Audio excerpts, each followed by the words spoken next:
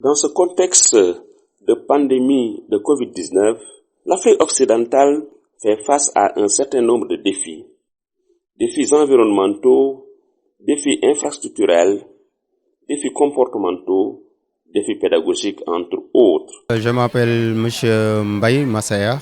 Je suis professeur de lettres au lycée ex-CM Mbacké 2. La Covid a été vraiment une période très douloureuse et qui a beaucoup impacté sur les enseignements apprentissages. Mais heureusement pour nous, on a pu juguler la chose en passant par les cours en ligne, le téléenseignement.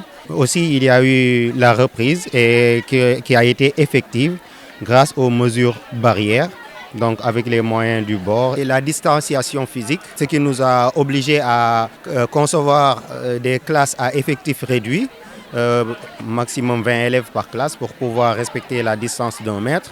Donc doter un masque à chaque élève, mais aussi les détergents, les gels antiseptiques, etc. Donc qui nous ont beaucoup aidés pour minimiser les infections. Et on a eu à faire de bons résultats. L'environnement scolaire reste un intrant de qualité, mais aujourd'hui, beaucoup d'écoles de la sous-région souffrent, faute de murs de clôture, de blocs de chaînes fonctionnels, de points d'eau et d'espaces verts.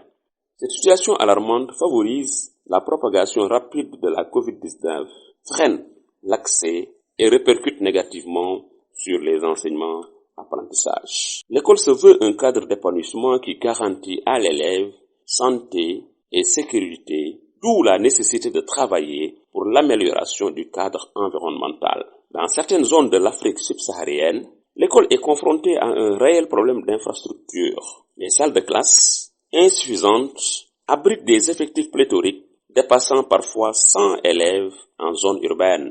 Du coup, la distanciation physique pour barrer la route à la Covid devient quasiment impossible. Pire, en zone rurale, les abris provisoires poussent comme des champignons et exposent les élèves à toutes sortes de maladies et d'agressions. Ainsi, une bonne politique de construction de salles de classe doit être l'une des priorités de nos gouvernants pour sortir l'école de cette impasse. À cela s'ajoute l'inconscience et l'indifférence de certains acteurs face à la progression de la Covid. Les mesures barrières ne sont pas souvent respectées, le port du masque négligé. La dotation des écoles en produits détergents, lavoirs, thermoflash, gel reste maigre. Les campagnes de sensibilisation doivent être poursuivies et pérennisées pour faire revenir